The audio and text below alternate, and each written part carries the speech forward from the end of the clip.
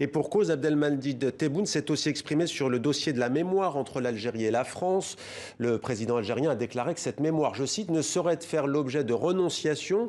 Pas un mot, en revanche, semble-t-il, sur cet appel inédit de chercheurs et historiens algériens qui, pour la première fois, viennent de demander l'ouverture des archives nationales sur l'histoire de la guerre de libération. Et parmi eux, Amar Mohand, un maire historien qui est avec nous. Merci beaucoup d'être avec nous en direct d'Alger. Le président algérien, visiblement, n'a pas évoqué hier soir et depuis votre appel ne s'est pas exprimé sur ce sujet. Ça vous choque? Je suis à Oran et non pas à Alger. Non, le président il a dit que les archives font partie intégrante de la mémoire nationale.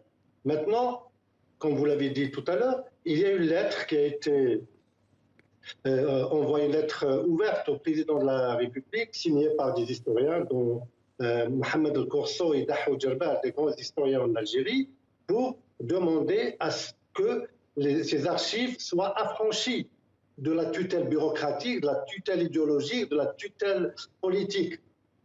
Donc c'est la première fois qu'une lettre est signée par un groupe d'historiens. Mais la demande et la revendication d'ouvrir les archives, elle date depuis au moins 10 ans, et les chercheurs algériens... Et pourquoi le pouvoir algérien ne les ouvre pas? Vu de l'étranger, ça peut surprendre, alors même que l'Algérie demande à la France d'ouvrir les archives. Des historiennes et des historiens algériens demandent depuis des années l'ouverture des archives nationales dans leur propre pays. Quel est le problème?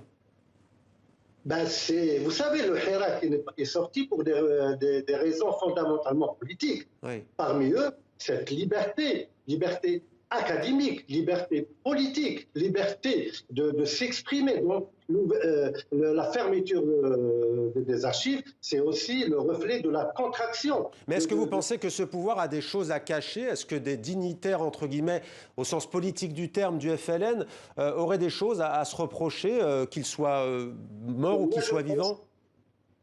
Moi qui suis historien, qui connais très très bien le monde des archives, je ne pense pas.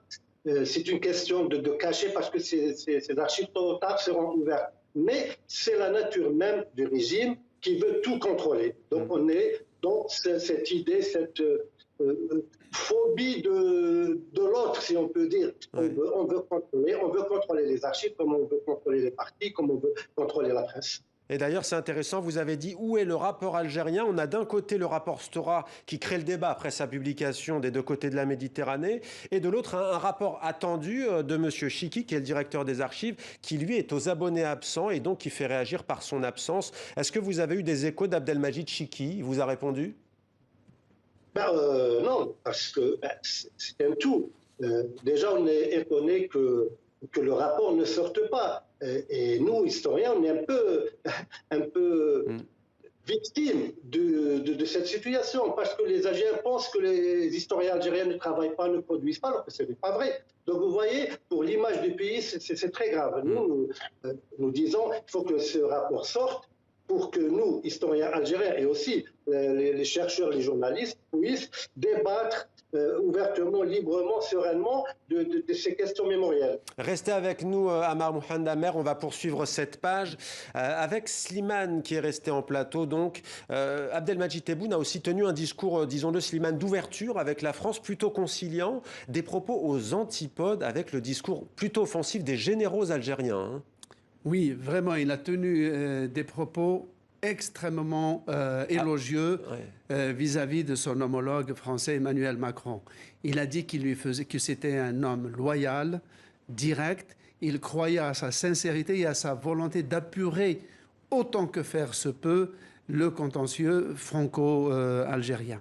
Ce qui évidemment détonne complètement par rapport au discours de la haute hiérarchie militaire et surtout des médias d'État. Il faut dire que presque tous les jours, les médias reviennent dans une rhétorique de surenchère permanente. Pourquoi? Sur le génocide, la nuit coloniale.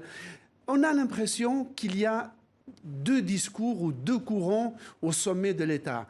Un courant qui est dans une démarche d'apaisement et de développement des relations avec la France, et un autre courant qui freine de quatre fers. Et donc on a beaucoup plus affaire à une équation interne algéro-algérienne que franco-algérienne. J'ajoute une remarque seulement sur les archives, sur ce que vient de dire notre invité très justement. il y a une obsession dans la bureaucratie algérienne, une fascination presque magique vis-à-vis de tout ce qui est papier.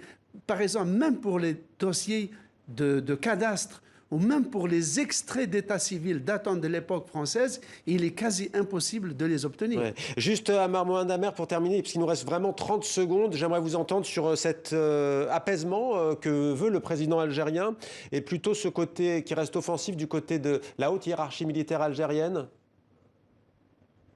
Écoutez, je ne suis pas dans le secret des dieux, mais oui, ben écoutez, moi je terminerai par cette chance que le Hirak donne aux Algériens.